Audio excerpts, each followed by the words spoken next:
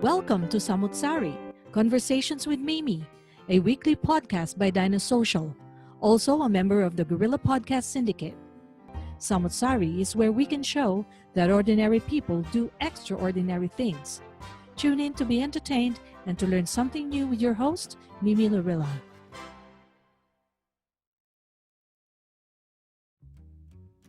Hello and welcome to Samu't Sari Conversations with Mimi, a podcast featuring hot topics of interest for both men and women alike. Sometimes here in the show, we feature guests to share their passion and commitment to their profession or talents, but some of the time, it's just me having a conversation with you in terms of some of the topics that have been sent to us. Here at Samu't Sari, we share stories to inspire you, stories from ordinary people who make extraordinary things. And in today's episode, we will talk about the strategies and the tips on managing a very busy home and work life. And this is a follow-up episode on the one that we had recently done with one of my guests, Miss Sydney Villegas from Hawaii. And because her topic generated some interest, there were some messages asking me to kind of repeat some of the strategies or echo some of the strategies based on her experience and kind of condense it into another episode so that all the tips are all lined up for you. So today we will talk about those 5 things or strategies or tips that you can do in order to manage your work and home life effectively.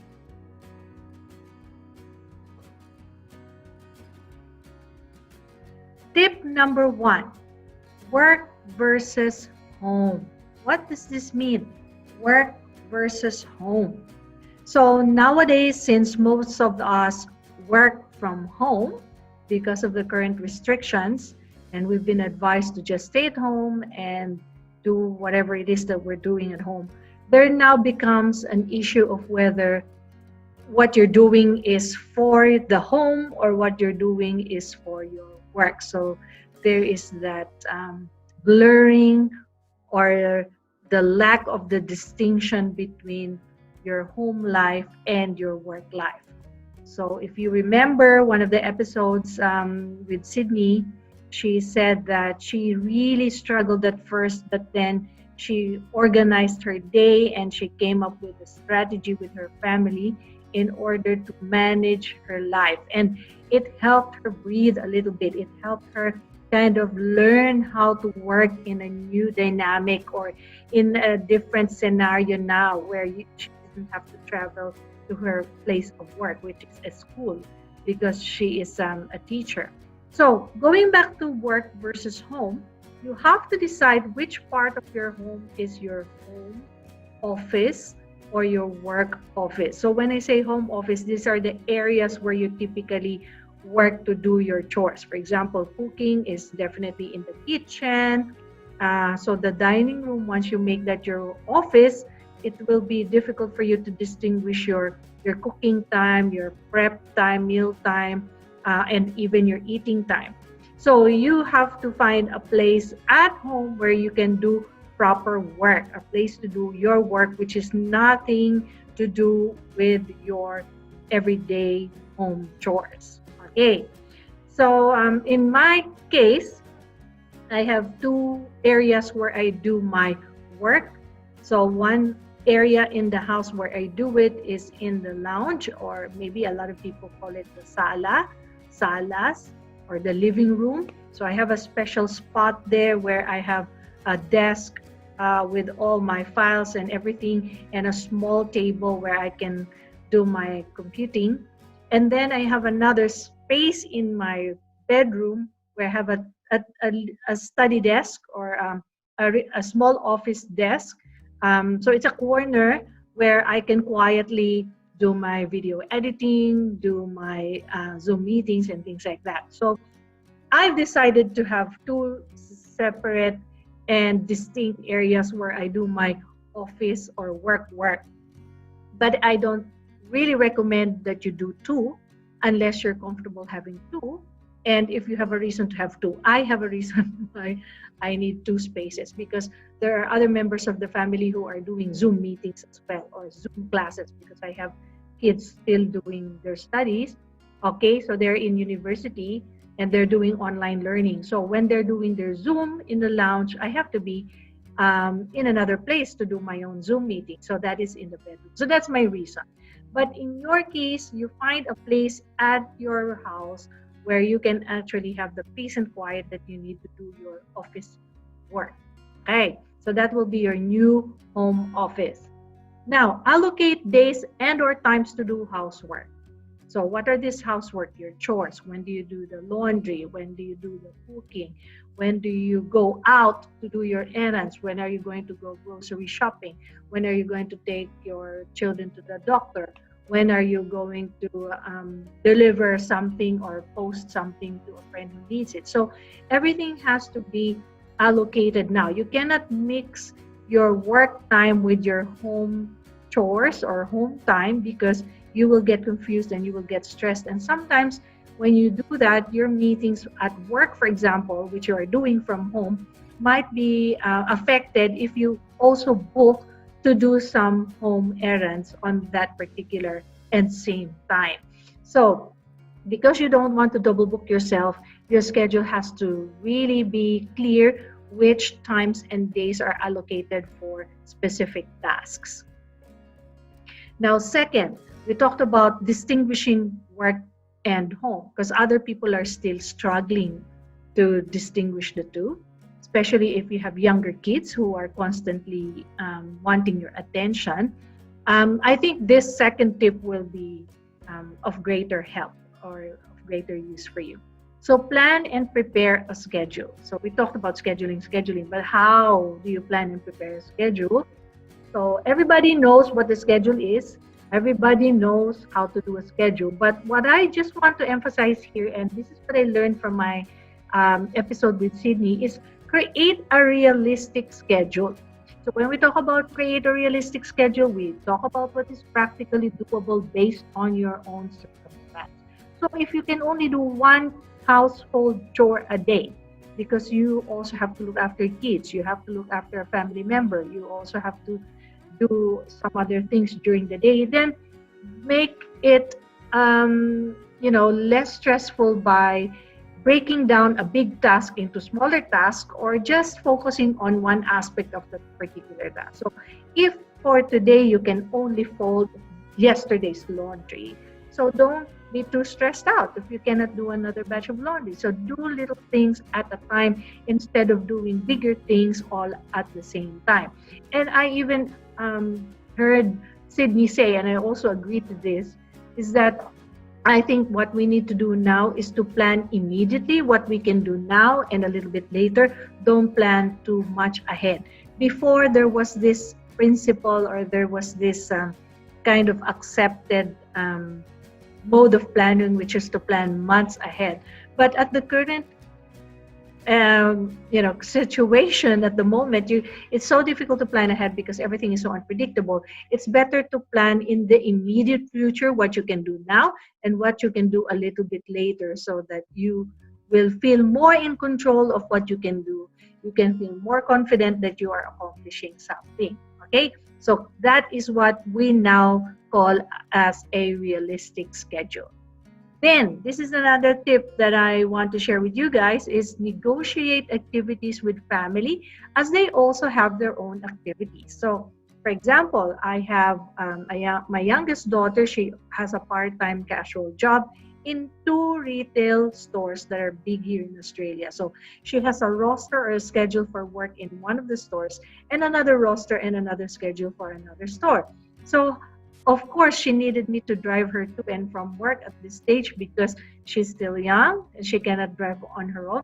And I have my own things to do too, my meetings and things like that. So what needs to happen is you have to negotiate with your other family members what they can do on their own, in which case they don't need your help, and what they in those jobs or chores or activities where they need your help, it has to also balance with some of your other things. So if I know that my daughter has to be picked up in X time, in one place and I have to be in another place at another Y time, I need to book my other meetings of my own work in the in-betweens, okay? In the times where I don't have to physically get out of the house and travel to meet my daughter. I think that's how we can do it.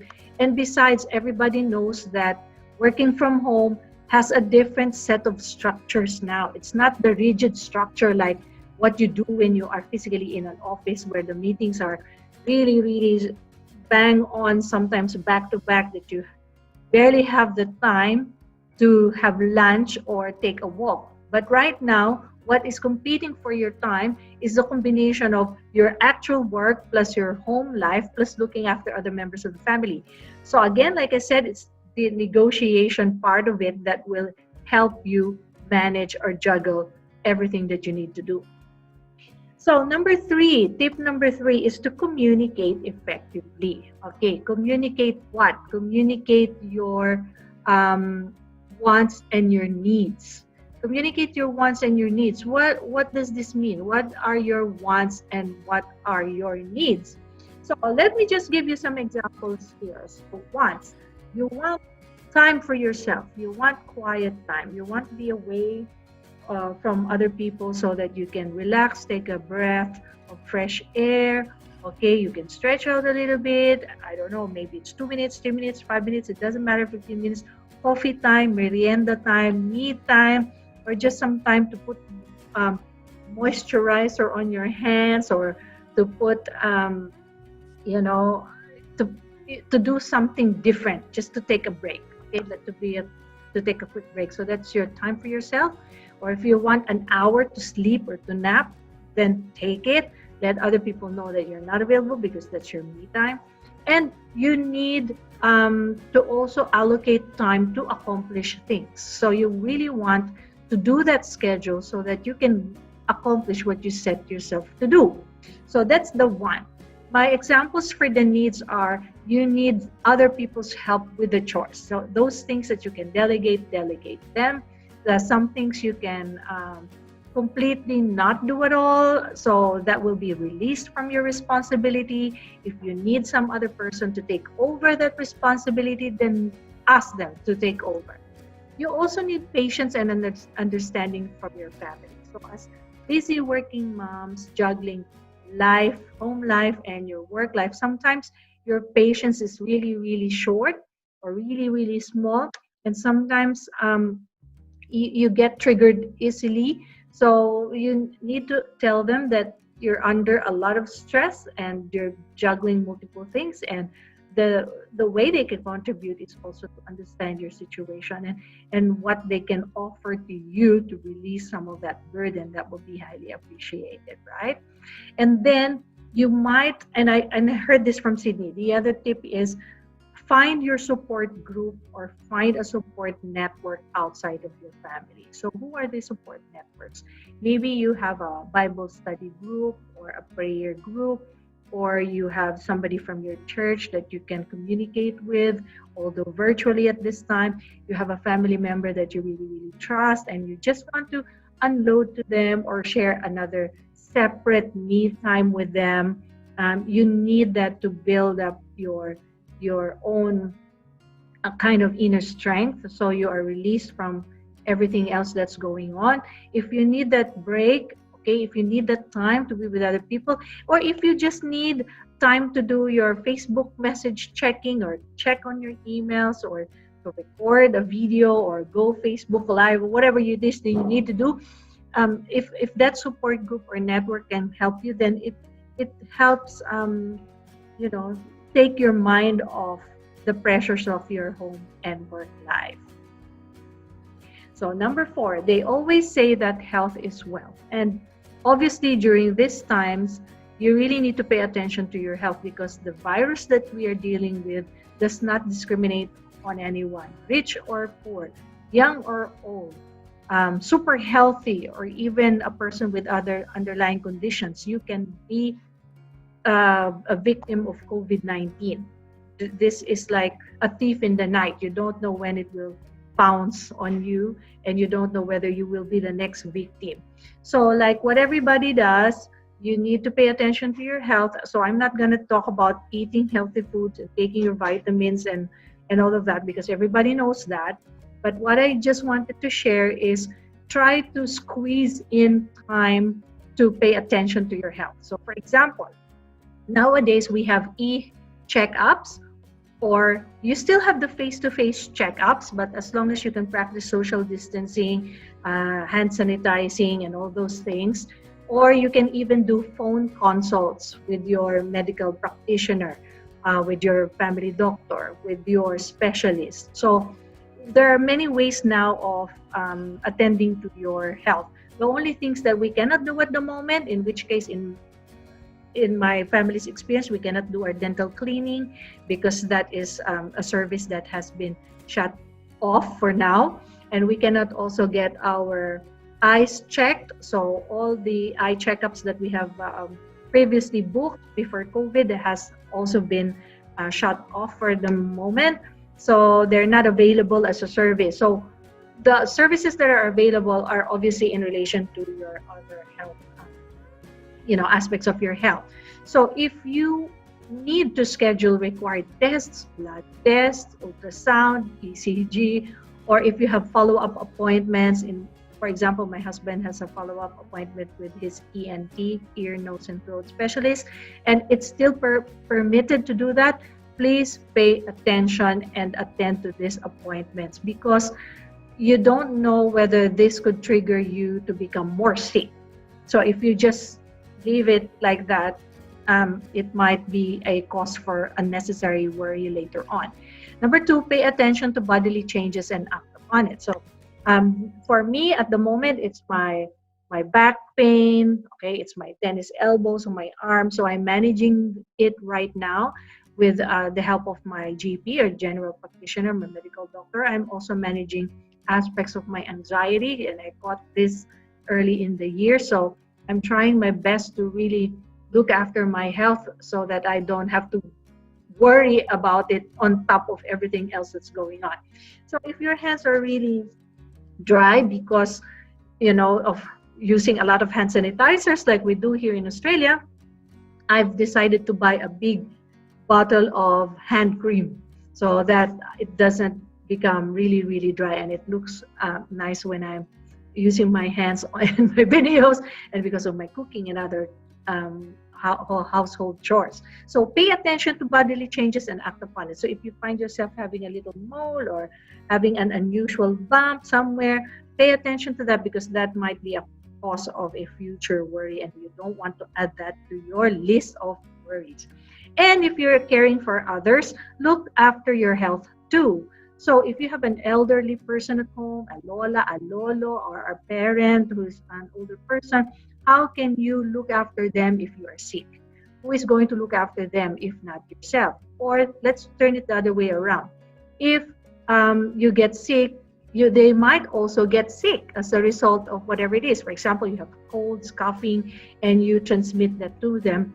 They might, be more immunocompromised, and that might lead them to become very, very sick, and you do not want that. So again, even if it's nothing about COVID, for as long as you pay attention to your health, then it helps a lot in terms of preventing any unforeseen future medical worries or problems. And then finally, number 5, do something differently. So what does that have to do with busy juggling home and work life effectively? Well, to me, this is important because this gives you a break from your work and home life. So this is important because when you take a break from your routine, you feel more refreshed, you feel more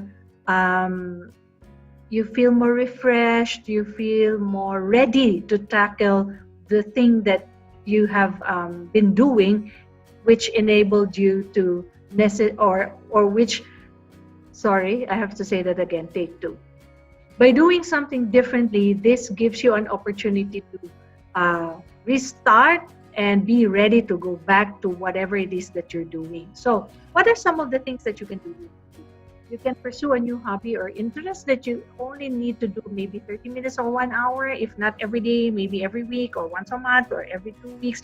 Up to you, as long as you find a new hobby. So, what is that new hobby? Like for me, started in May, I started my podcast. So, I established my YouTube channel, and this is what I'm doing now.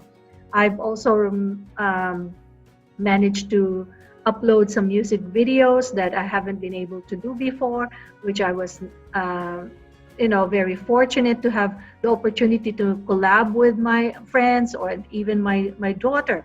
So attend to that activity or plan that you have been postponing. For example, I see a lot of my friends online that are collecting plants now, buying plants, raising plants, selling plants.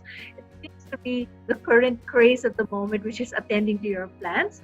So I have a lot of plants which I inherited from my mom. My mom was the green thumb, or was the person that loved gardening. I've never ever loved gardening in my entire life. I appreciate plants, but I don't actually do the gardening. But I think I need to pay attention to them now because the person who owns those plants have passed away. So somebody else needs to look after it. For example, you've been planning to make that kilt or that dress, so going on a sewing hobby. If you haven't done that before, now is probably a good time to do that, especially if you have a sewing machine that's just gathering dust at home. Maybe it's time to wipe it down and check it and see if it's still working. Or maybe because of all those YouTube videos that you've been watching about several dishes, why don't you try cooking a particular dish, which I've also tried to do. So that took me some time to learn some of the things that I love to eat that my mom used to cook, but no one's gonna cook that now. So I'm just doing it to satisfy my own cravings. Or maybe it's now time to dye the hair that's slowly going gray. So whatever it is, whether it's a new hobby or interest, or whether it's something that you have thought about doing before but never had the opportunity to do, for example, read a book that you've never been able to read for the longest time. Okay, so take time to do that. It's part of juggling your busy work and home life. Try to push out of that situation and do something differently for yourself. So I think those are the things that will really help us to manage our busy work and home life. Okay, so because I've given you the top 5 tips from my episode with Sydney Villegas, and I've kind of condensed it and presented it to you now as a kind of like a complete package. I hope you learned something new, or even if you didn't learn anything new, at least you've been reviewed today in terms of what you can do, what is manageable, what is appropriate to your situation. And the most important thing is there's always something that we can learn from the experiences of others. So if you find yourself still struggling, I hope that maybe taking 1 or 2 of the tips that were mentioned today help you in terms of, putting everything under control. Samu't Sari is a member of the Guerrilla Podcast Syndicate. You can also reach out to me by the Dinosocial Facebook page or through my Twitter account. And of course, I'm in YouTube. So you're watching this through YouTube. Please do not forget to like and subscribe to Samu't Sari Conversations with Mimi and to the other shows of the Guerrilla Podcast Syndicate. And just to let you guys know that our podcast is also available by Apple Podcasts, Spotify, Overcast, Google Podcasts, Stitcher, Castro, Castbox, and many, many, many more. So thank you, Guerrilla Podcast Syndicate, for helping me spread the word. Again, this is your host, Mimi Laurilla, saying goodbye for now and hope you enjoyed our episode. See you in our next conversation. Bye.